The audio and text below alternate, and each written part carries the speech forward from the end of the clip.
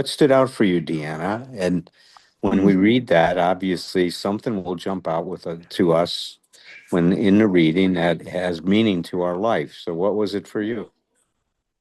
Well, I think it's my dependence on things happening the way I want them to. And when it doesn't happen, I don't get depressed, but I get pissed off.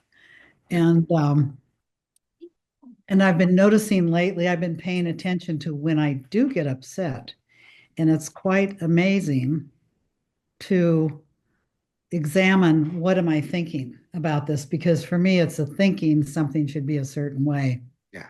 So I could go on, but I'm really done. It's so interesting you say that because one of the things that Dr. Kempler used to say is if you're from the southern part of Europe, then your reaction is to get angry about things. If you were from a Scandinavian country, you would turn it on yourself and get depressed. It's a Interesting. very, very different kind of a reaction you have. And I know I'm the same way you are. I mean, my mom, came from Naples, her family.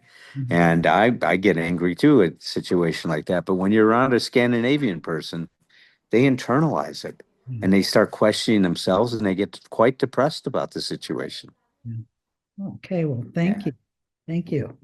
So that's your hot Italian blood, Deanna. So thank you. I think I have a little sliver of Scandinavian in there Well, too. it's this is like right-handed and left-handed, right? You have a bit of both. We can internalize things and we can externalize things when we get upset. And everybody has a bit of both. And there's times when you're going to internalize and other times when you're going to externalize.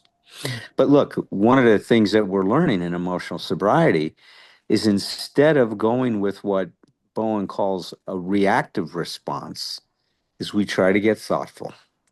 We try to step back, get into that pause, and have an active response where we let the best in us decide what to do. Sometimes that's keeping our mouths shut, especially when we know we're right. Sometimes it may be talking about something, but in a way where we Mm. do not alienate the other person. And that's a skill that's really undeveloped in most of us in our development as we're growing up. Yeah, that's a Well, challenge. thank you so much. Thanks, thank you, thank you, thank you. There's going to be some noise in the background. I hope that I talk loud enough where you guys don't hear that. But I'm here at the Comfort Inn in the Poconos, and I forgot my laptop out on my back porch, so I am on my telephone.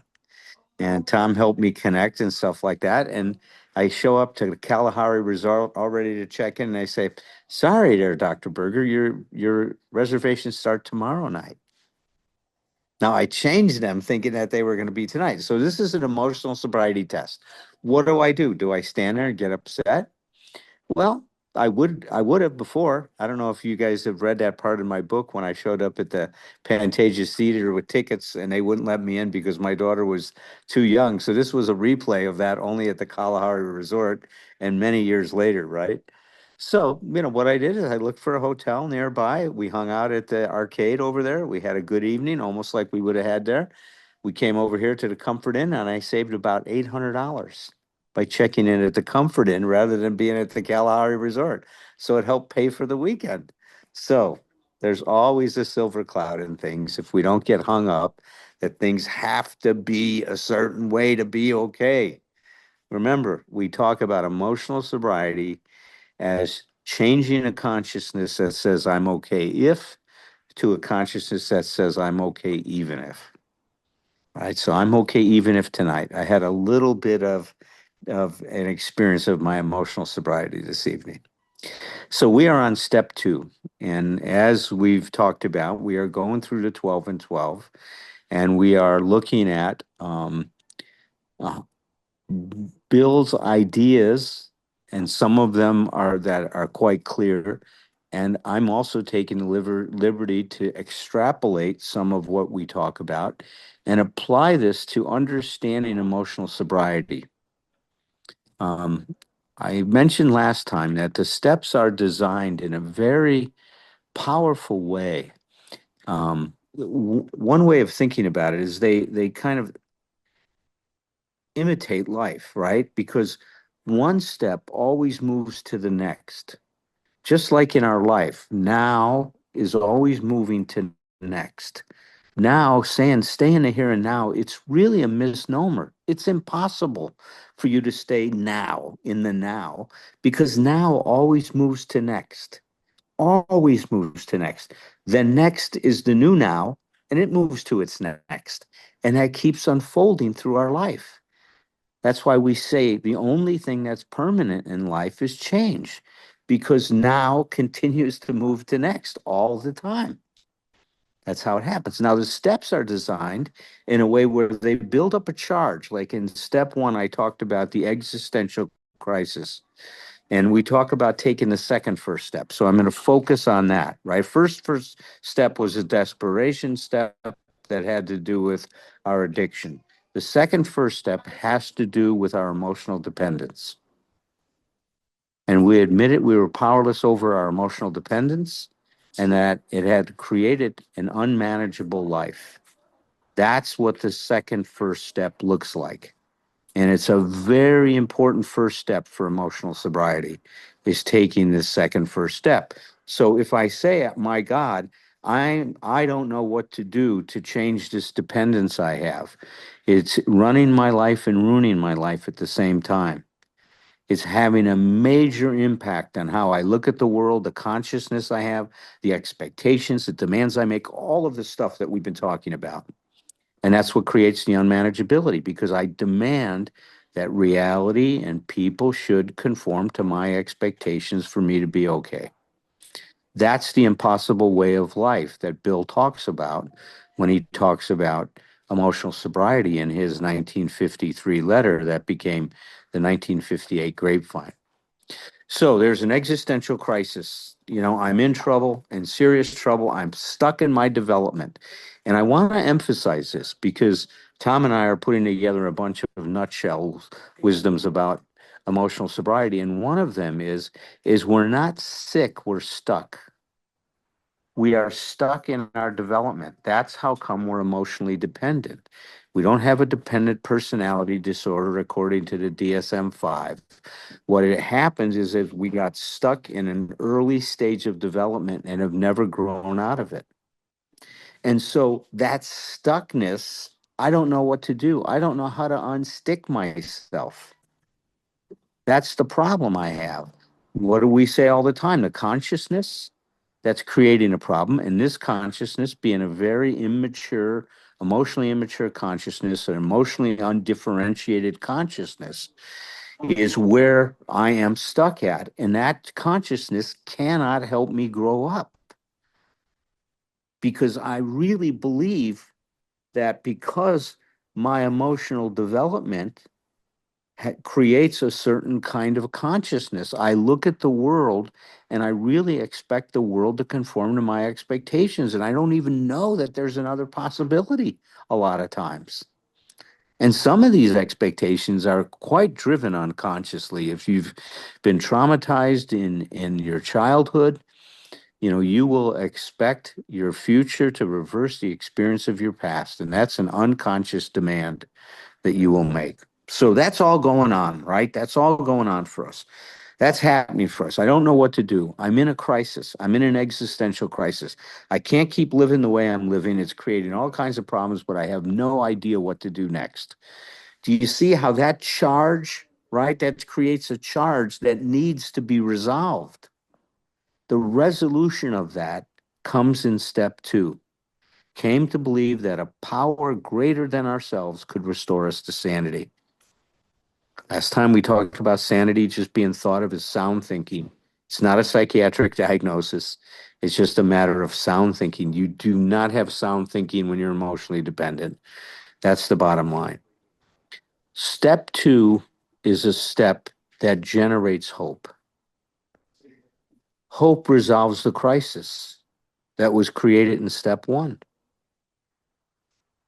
What is the hope that's created here? And let's talk about hope for a minute. Well, first of all, let me discuss with you a study, right? There's a study that was done by Jerome Frank. He was a Harvard psychiatrist, I believe, and he wanted to see if he could understand what he called the curative forces in different healing arts.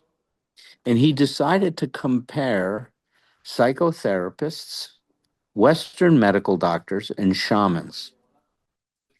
And he was doing that because he wanted to see if he could pull out what he called a general therapeutic factor that existed in all three of those healing arts. And what he found is that every one of those approaches to helping an individual generated hope. It gave a person a sense that there is some solution to the dilemma I am facing in my life. That's what we're getting exposed to here in step two. There is another possibility. You may not know what it is at this point in time because you're stuck in your development. But this is where faith comes in. Faith is a belief in something beyond what I can see at this point in time, beyond what I know. Sometimes even beyond what I could have imagined up to this point in time. So this step comes along and says, there is hope. There is hope. Now, we know that hope is incredibly powerful. You know, one of the things that they've looked at when they do psychotherapy research is they look at the person's expectation when they're walking in the door. And if that person expects that the therapy is going to help, you know what it does? It helps tremendously. 40 years ago, you'd get a cancer diagnosis, and after you got the diagnosis, within the first year, you'd be dead from cancer. Today, you're told there is hope if you have cancer. People are no longer dying from the diagnosis because today there are many forms of treatment for cancer, and most people can live a long time with cancer and in some cases be cured. There's a book out called The Cure from Within, and that author believes in the next, 50 years, we're going to have a cure for most cancers because of the way that they're approaching this now and targeting right chemotherapy and using the body's immune system to fight the cancer. And it's some exciting things that are taking place in medical science right now. Hope is a big factor in research with drugs. You take the psychotropic medications like a Prozac or any antidepressant, and you look at the insert on it, the placebo effect, which means the people that got a sugar pill, right, instead of the Prozac, a lot of them, a significant number of them got better because they believed they were going to get better. Now, the drug had what's a delta, an effect beyond just what the placebo had. That's how it gets approved by the FDA.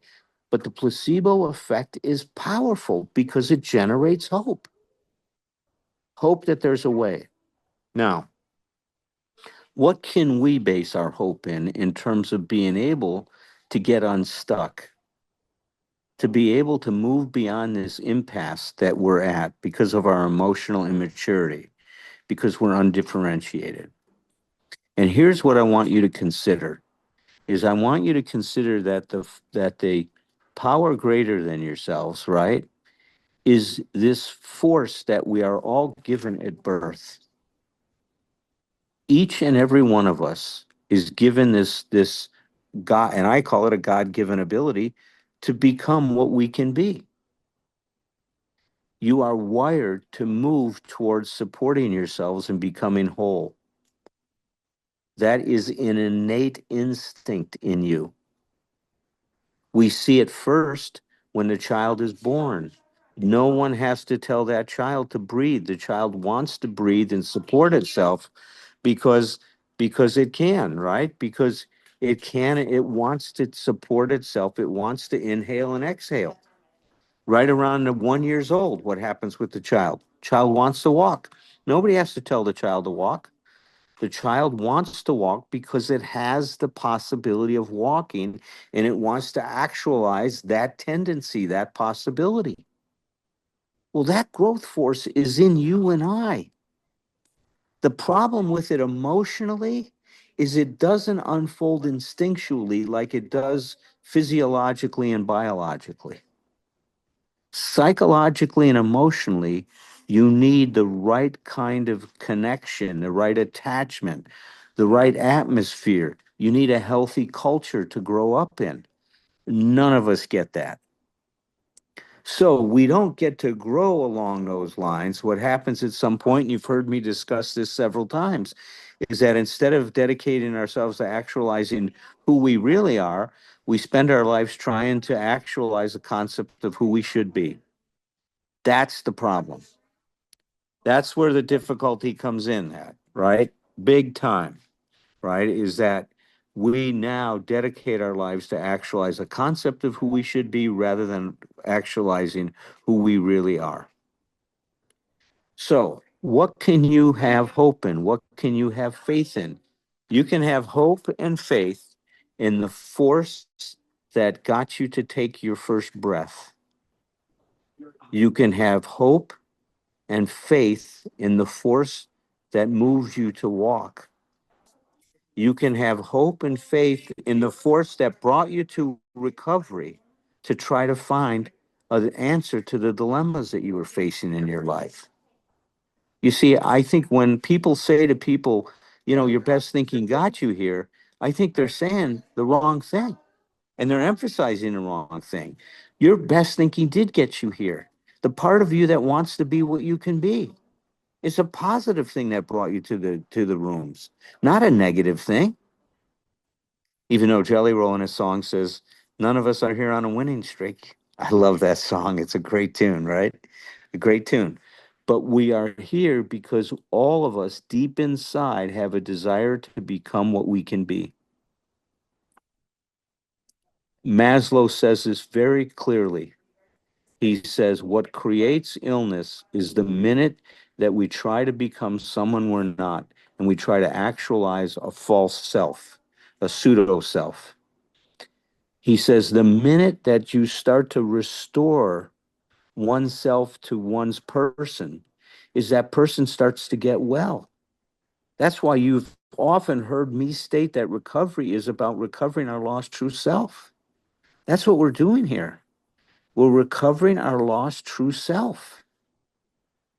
As we recover it, it cures our illness. We're no longer interested in drinking and using. We are inspired to live life and to learn as much as we can. That's how the compulsion and obsession gets lifted, because this force in you to become what you can be now takes over. So the destructive forces of our alcoholism and the false self start to weaken. And now the constructive forces of who we really are starts to take over and move our life. No one had to tell you to walk when you were one. You wanted to because you wanted to become what you could be. No one is here tonight because you have to be. You're here because you want to be and because you want to grow along these lines. You want to become what you can be. You want freedom. You want emotional autonomy. You don't want to be, controlled by all of these forces that are running your life. We have a deep desire to be the determining force in our own lives. That's how we were designed by God, is to be able to do that. So this step is about getting in touch with that hope that we can, unstick ourselves or unstuck ourselves from this impasse that we're in and start growing along these lines. And so as you can see, when I say that, step two creates a new charge, doesn't it? Now that we have hope, now there is a new possibility in our life. How do I realize that? What do I have to do? So you see, it resolves the existential crisis, but now it creates a new desire, a desire now to start this journey, to begin this journey of a lifetime in terms of growing up.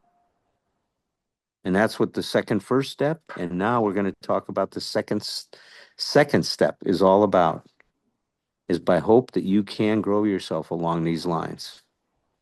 And how do you do that? By making a lot of mistakes and learning from it, just like you did when you were walking. You know how many times a kid falls before they learn to walk? As many as they need to. They don't have a rule in their head that they should have it figured out. And I want you to take that same attitude towards your emotional sobriety in terms of progress in your life. You're going to make as many mistakes as you need to. And what we say is if you lose, don't lose the lesson. If you make a mistake, don't get hung up on the mistake. Pay attention to what you can learn from it.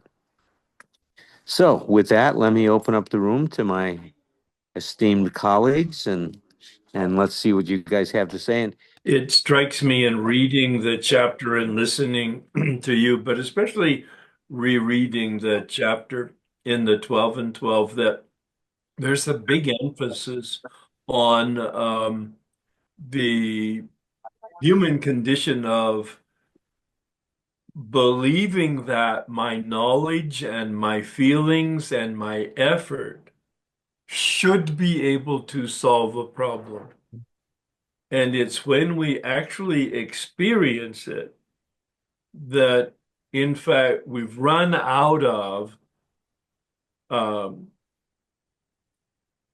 resources or solution. And in fact, the big book talks about the desperation, that then we're willing to release these delusions, these very firm expectations that there is a pill, there is a psychology, there is a therapy, there is a religion, there is a relationship, there is an action, there is some sort of human, and that's where it's got to, that's the breakthrough there, where at some level, and in fact, the words came to believe, or what you were emphasizing as a process, it certainly is my experience in terms of step two.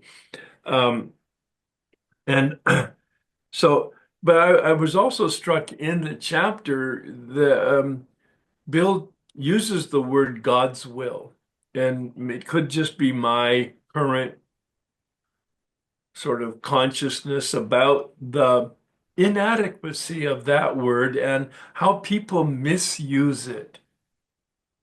Um, as if there's a superhuman being, the ultimate puppeteer of the universe that actually responds to my needs and my wants.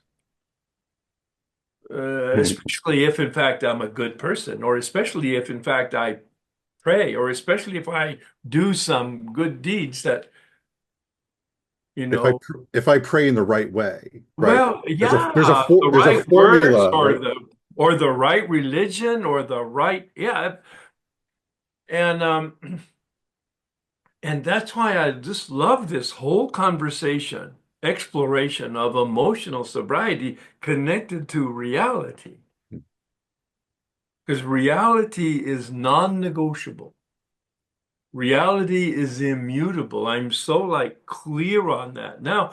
And my job is to just objectively figure out what is reality, mine and outside of me, and adjust to it.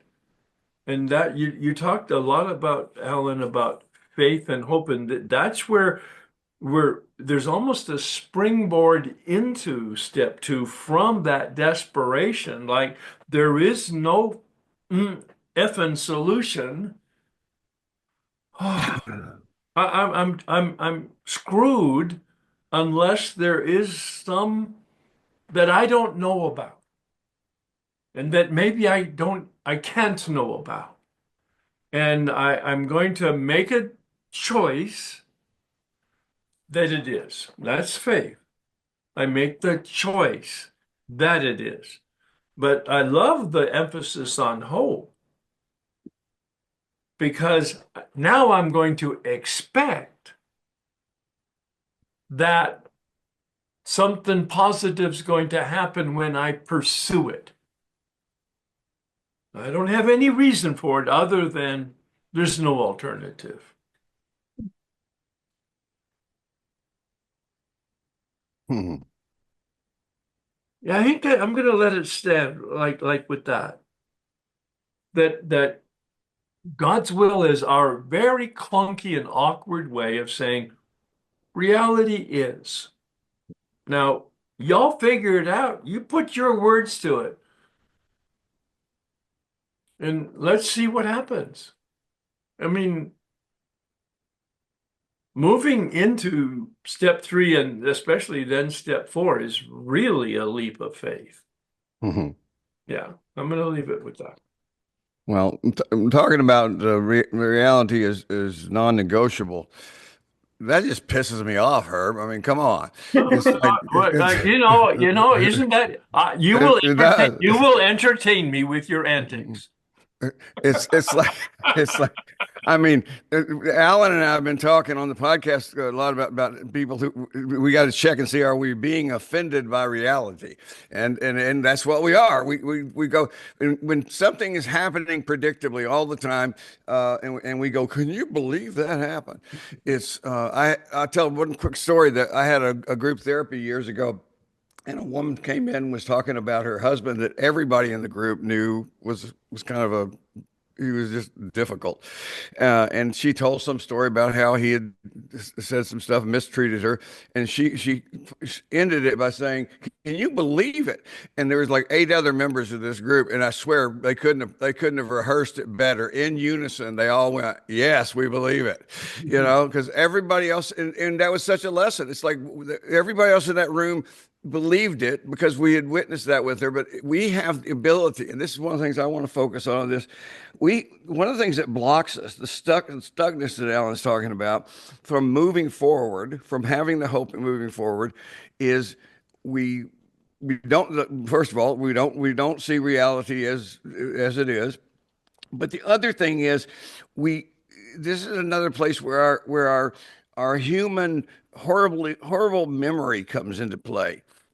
It's like one of the things that I'm aware of that when because I like the idea of faith, what you're talking about, Alan, but there's also a really practical part about this in which very often when we're facing difficult times, we haven't faced necessarily that exact thing, but we faced things over and over and over again, and we found our way through. And we forget that when we're in a crisis. We act like we're starting from scratch. It's like the truth is like, no, let's think back and take some support from yourself, from your own life. I've been through a lot of stuff, and just even stuff I thought I would never make it through, I have made it through. That basically that should be building some confidence in me. Not confidence about specifically I'm good at this or good at that, but the idea is, I've been on the earth this many years, and with me and the universe, I keep getting delivered to the other side of these difficulties. And so, part of it is just remember that. And then the last thing I want to say about that is only go back to acceptance, because I've got acceptance on the brain because I spent the morning, Patrick and I spent the morning talking to Roger Andes, and boy, it was good to, I've been in touch with him all along, but I hadn't seen him in forever, and it was really great to see him again. And but we ended up talking about, or I kind of brought it up because I love what he has to say about acceptance. The sort of the counterintuitive thing, which is acceptance is always this is what I got from Roger. Acceptance is always the first step to change. You can't, in the way I think about it is I can't get somewhere from here unless I really do know where here is. It's like when I get up and go to work tomorrow, it's like I know where my office is, but if I don't know where my house is, I'm not getting there. It's like so acceptance does not mean resignation. It doesn't mean that.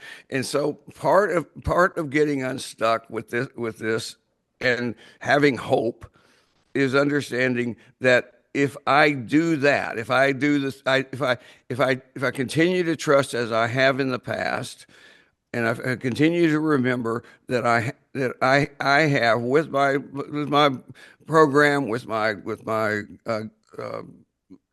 higher power, just with my wits, with my intuition, I have made it through these other things, and then I want that adult voice in my head to be reminded me of that, and being able to say, Tom, you've done it all along. There's no reason to believe you can't now. And not so much, there's a possibility. It's like, no, Tom, you'll be fine. It's one of the most. If I try to listen to my intuition, specifically, because I'm trying real hard to have my life be led by that. And one of the things, the wisdom in me, the intuition, is, as we've talked about, I think before, is it's, I'm extremely verbose. I'll just talk on and on. The wisdom in us is very concise. And one of the main things it says to me in my head is, "You'll be okay. You'll be okay." It's like, that's it. It's like, and it doesn't mind repeating itself, but it's reassuring, but because it's based on history that we've done. We have talked about, me and my intuition, my higher power. We've been doing it for 71 years now. So, trust it. Hey, Tom, what I find interesting about what you just said is you've talked in the past how you qualify everything. Like when you start to describe something like, well, this might not really apply to everybody, but Yeah. that voice was very succinct, right? Yeah. It'll be okay. No qualifier. Right. Oh yeah. Oh no, that guy doesn't do that at all. No, I've said before that my editor at HarperCollins said he was if it wasn't for him, every paragraph in Embracing Fear would be, the following paragraph may or may not apply to you. He said we're gonna do a big general disclaimer, and then we're gonna talk like the way he said it, and then we're gonna write and talk like we know what we're saying. So I said, all right, I can do that. So that's a really good point, though. These guys are confident, and I love it. It's like, nope, you'll be fine. Beautiful. Julia, you want to chime in? Yeah, sure.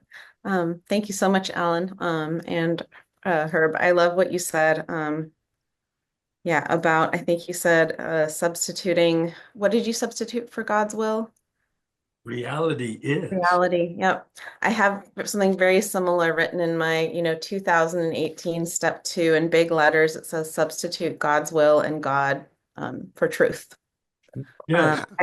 I also had somebody really wise told me that. I also had a really hard time with the idea that, everything was planned, and that, there was some being, like a man, an older man, following me around, watching, and was like, do that, don't do that.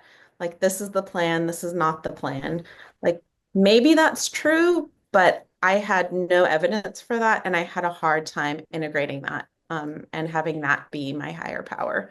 Something greater than me, something loving, absolutely. But putting that truth in really helps me. And I think the essence of step 2 for me was, I can't do it alone. My solutions aren't working. I need help.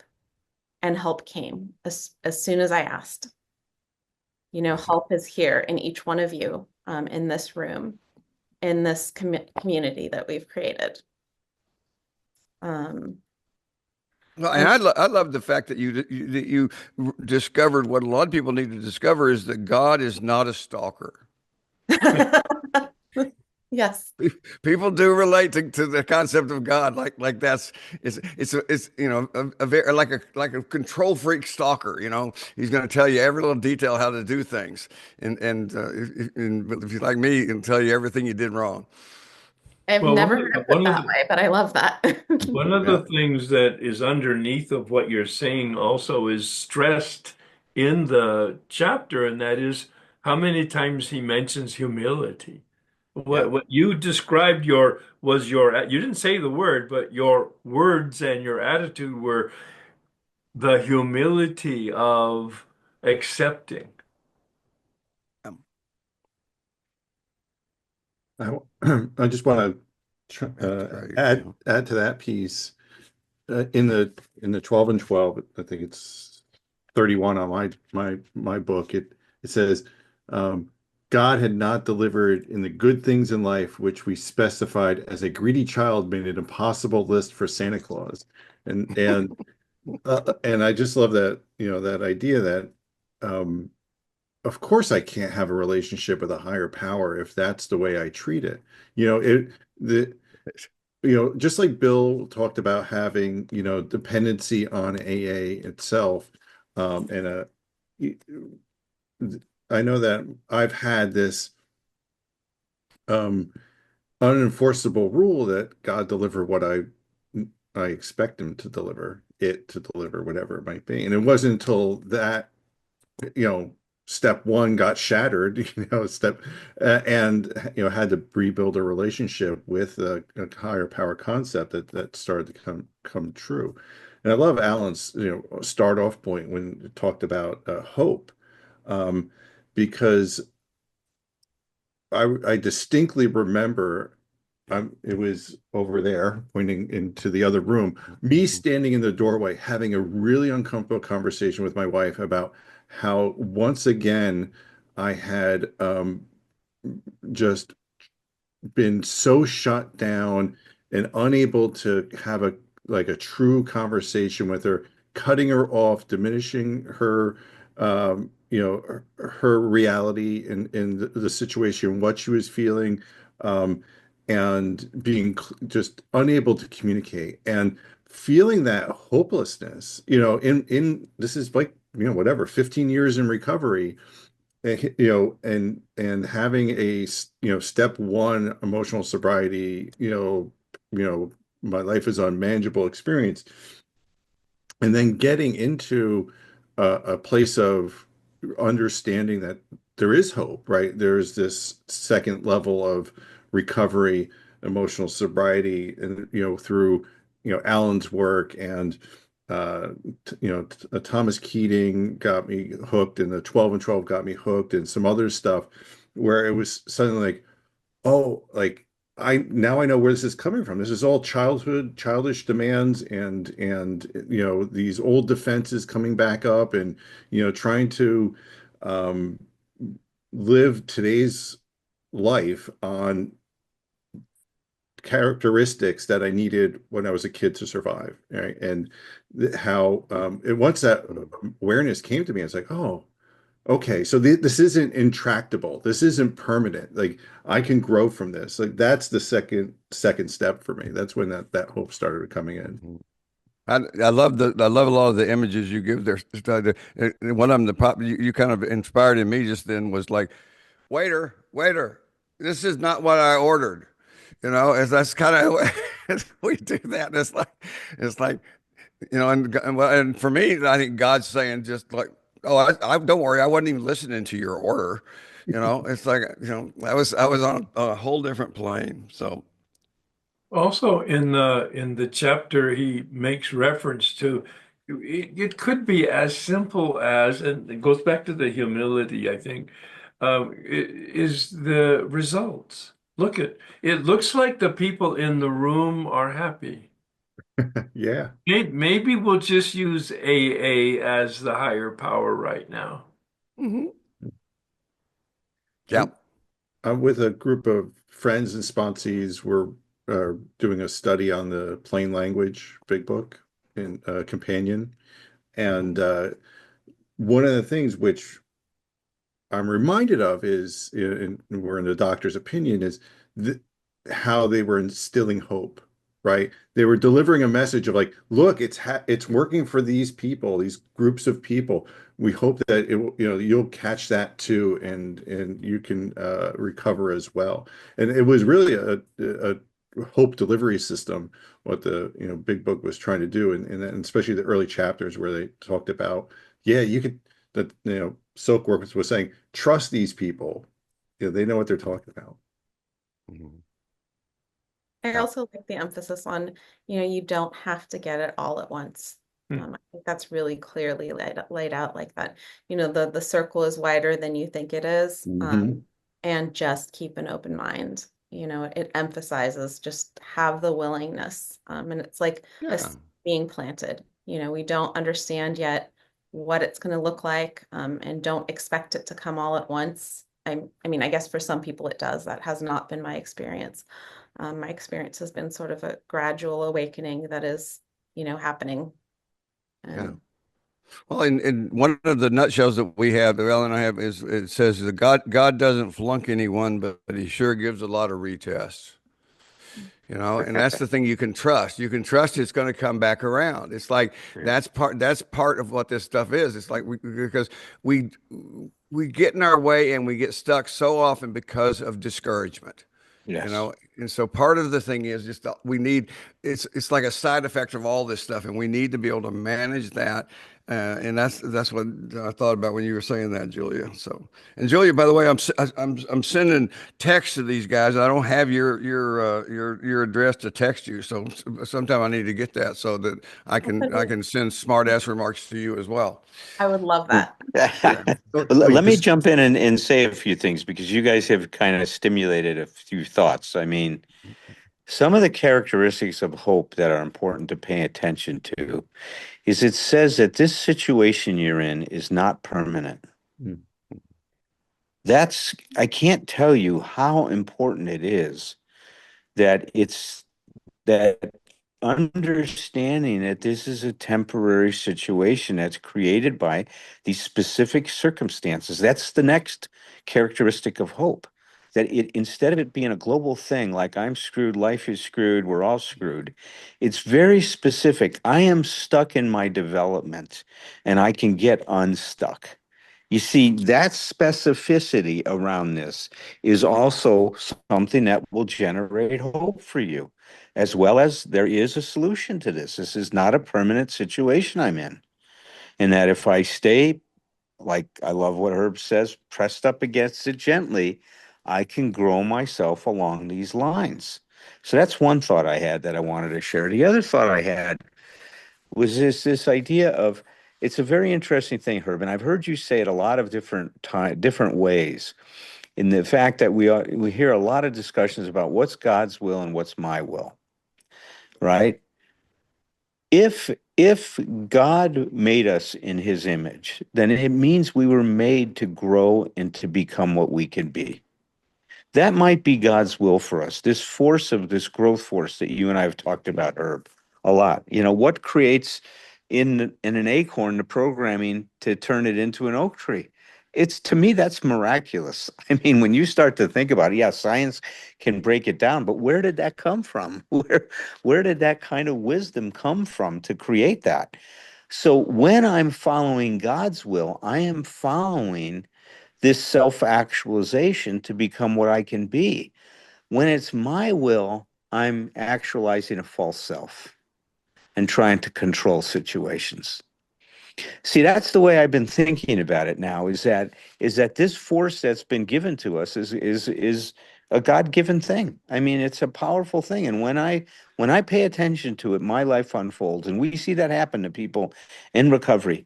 They come in here broken, not on a winning streak, as Jelly Roll says, all these things, and all of a sudden they start becoming what they can be. And they go beyond, way beyond where they were at before. The key here is what you said is the proper use of my will. Yes, there you go. Yeah, My will is beautiful. that's right. My will is the image and likeness of the Creator. There My you go. will is what you said, this tendency for growth. Yep. The problem is I misuse my will. Right. To control, But I don't circumstances. know that. I Right. don't know that. I'm doing the best I can to Yep. survive and to Yep. thrive and to be happy and get a little Yep. pleasure. Yep. But I'm misusing it because Yeah. I'm not Well, living in the reality of yeah, that's right. reality. That's instincts gone awry. See, There, that's what Bill talks about. there. Instincts gone awry. We're out of balance. We're completely out of balance, right? And that's one of the things. So that's an important part. Tom, the other thing you said, and I so recognize what you said as powerful, that there is something in us that we have had a lot of experience and we have a lot more agency than many of us recognize, especially at different times in our life. But there's also something to be said about being reminded by someone. that there's a possibility, like you did with me. Like when I was in that We're dark, each other's post-it notes. I mean, that's it, man. we You are. were my That's what we're all doing here. We're reminding that's each right. other. That's There's right. nothing See, new. There's nothing new. when you It's like, said I'm standing down the hall and yeah. you're walking in this hall and all you can see is darkness, Al, and I'm somewhere in front of you. I don't know how far I am, but I'm on a right angle. And on this right angle, there's some light that I can see. You can't see it at this point in time, but you can hear my voice. And see, when you said just keep walking towards my voice, that was faith, man. That's what faith is like, as far as I'm concerned.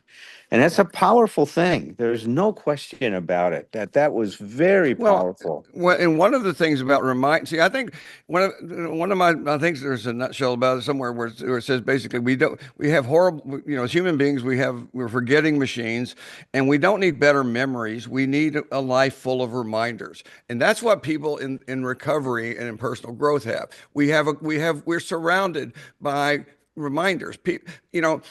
Sometimes we'll say those reminders. Sometimes, Potash may say something to me I need to hear, but just being around you people remind me, of what we're all working Yeah. on.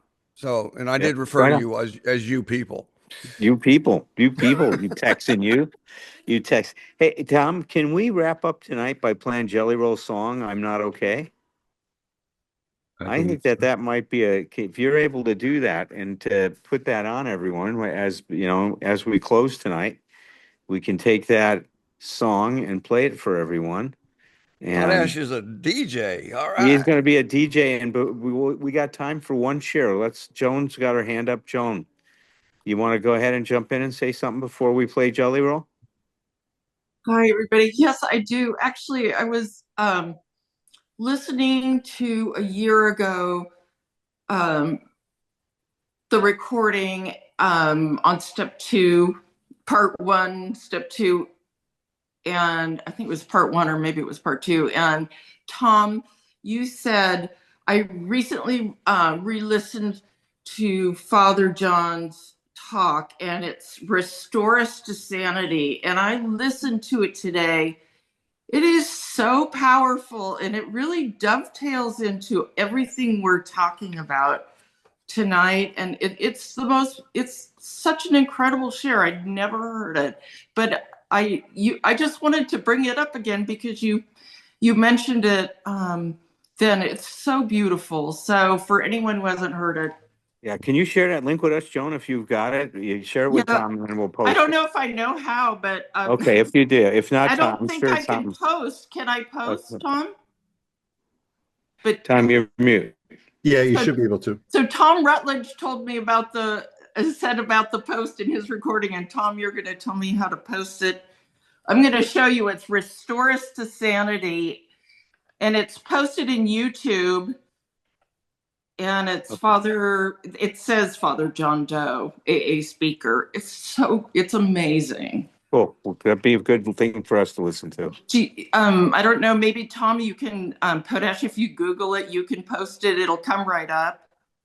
Restore Us to Sanity, Father John, AA speaker. Potash is a miracle worker. Yes, he is. I don't know.